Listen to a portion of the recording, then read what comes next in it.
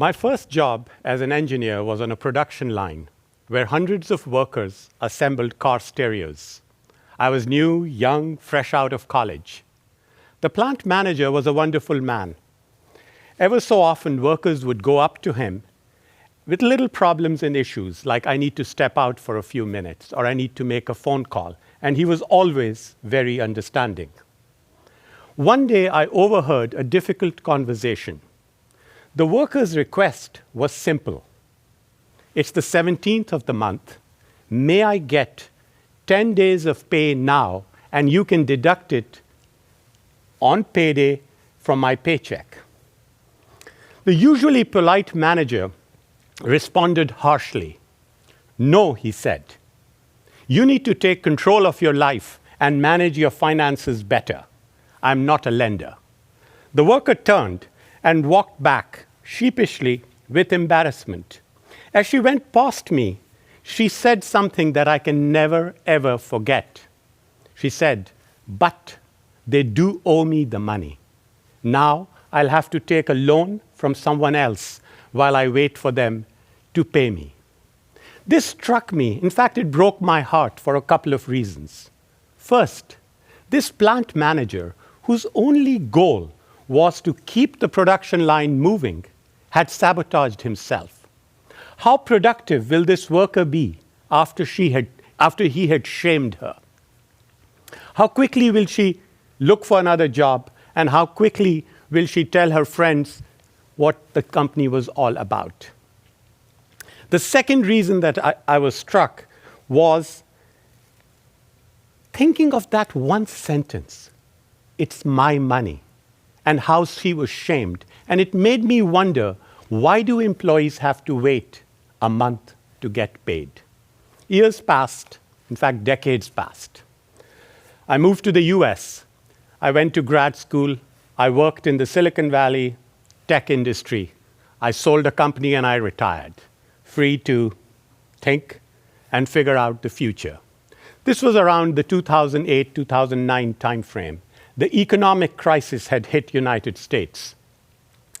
The news was full of stories about families losing their homes, about bailouts and defaults by companies too big to fail, about lines at food banks.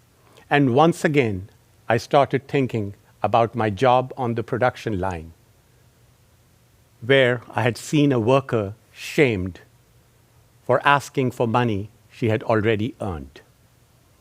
So I decided to figure out, why do workers have to wait 2 weeks to a month to get paid? In a world where the history of the recorded music is available on demand, where Amazon can dispatch a drone in seconds, they can deliver and bring any package to our home in hours, why do workers need to wait 2 weeks to a month to get paid? Why don't they have the option to access their own money? And mind you, make no mistake, it is their money. They have performed the work. The work has been received by the employer. So, why is the employer borrowing from the employee interest-free? Think about it. Why is it this way? Landlords get paid in advance. Vendors get paid upon delivery, or they set terms. Customers pay us instantly. Imagine walking into a Starbucks and saying, I'd like a cup of coffee, and I'll pay you in 2 weeks. They'd laugh you out of the store. But that is what employees around the world are expected to do. Work and then wait 2 weeks to get paid. Why don't they have the option to get paid their wages faster? If you think about it, there are a couple of reasons. The first one, and I would rather call them a couple of blind spots, glaring blind spots that society has missed entirely. The first blind spot relates to employees. We have failed to recognize that while waiting to get paid, employees end up taking all kinds of different loans. For instance, the worst ones are the high-interest options, like payday loans and title loans, but there are other challenges that they face: overdrafts, $30–40 billion a year; late fees, nobody knows how many late fees are paid in the US. And when you add them all together, that's $200 billion. Why is it? $200 billion every year is small amounts of money that employees are taking just to make ends meet because they live paycheck to paycheck. And the irony is that 100 million of the people who take these monies are the ones who clean buildings, who push wheelchairs in hospitals, who take calls when we complain, who take care of the elderly. These are the 100 million people who keep the lights on, who keep the economy humming, who we now call the essential workers. Thank God for that. It is those people from whom we are stealing 10% of their biweekly wages, monthly wages, year after year. The 200 billion amounts to 10% of a per person's monthly wage. That is the first blind spot. Employees are suffering. The second blind spot relates to employers and businesses. They are not immune from this. They are also suffering. What is happening in the businesses? When a worker is stressed, what happens? Productivity goes down. When productivity goes down, you are distracted, you are physically present at work, but you're mentally absent. And studies have shown, significant studies in the US have shown that financially stressed employees that I talked about are the ones that are losing 20 hours every month of work. So a typical month is 22 days, and you work 8 hours. So it's about 160, 170 hours a month that people work. And 20 hours at $15 an hour, that's $300 every month that you are losing as productivity. And that amount in the United States is about $300 billion every year. So if employees are losing $200 billion, pretty much 10% of their income, employers are losing $300 billion, why hasn't anything been done about it? And what would I be able to do? So I took on the monumental challenge, and as a first step, came out of retirement and created something which is called earned wage access. Earned wage access basically calculates how much a person has earned at any point in time and lets them access that money instantly, either free or at very little cost, way less than the other options.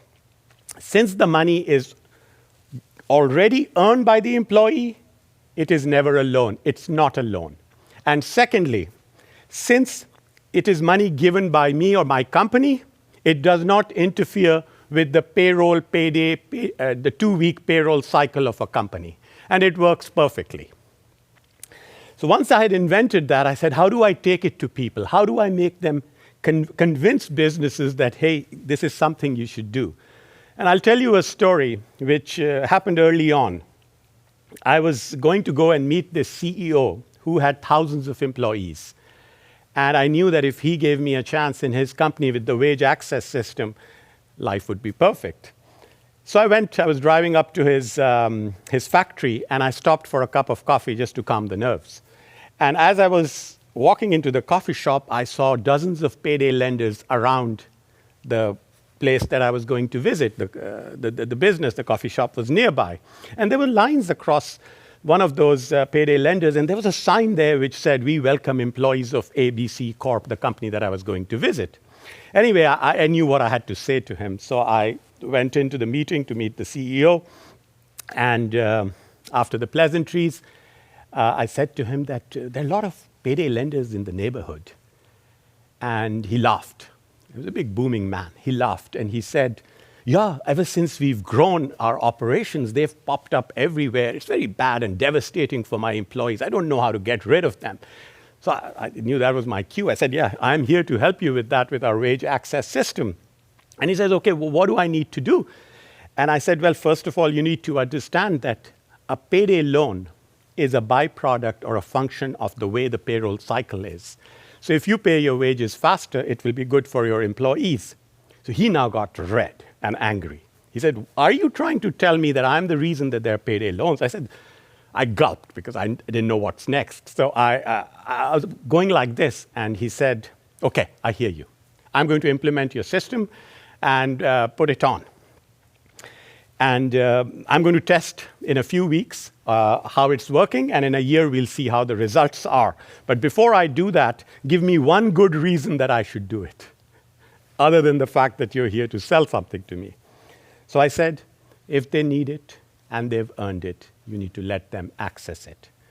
As Moses said in Deuteronomy 24:15, pay them their wages before the sun sets, because they are poor and counting on it. He winked, and he says, okay, I'll do it. A year passed, and the data was spectacular. The surveys showed that the people took small amounts of money, $100, $200, and used it towards groceries and gas and things like that. More time flew, and in a few years, the business grew, and today I can say with pride that over 1,000 companies in the United States use it. Walmart, Wayfair are a few of the names. It's humbling to see how millions of people in America have been able to save $250 million a year on this earned wage access, this simple idea of an engineer.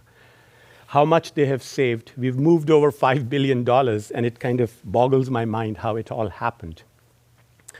So much so that Harvard Kennedy School did a study and found that employers benefited with 20% improvement in their turnover. And you know, as I think about it, as the last few years have gone by, it makes me wonder, what if every business in this world did one thing? Let their employees access their wages through a wage access system, what would happen? I really believe that earned wage access is an idea that needs to spread. And what if every business did that for their employees at no cost to the business? If they need it and they've earned it, let them access it. Thank you.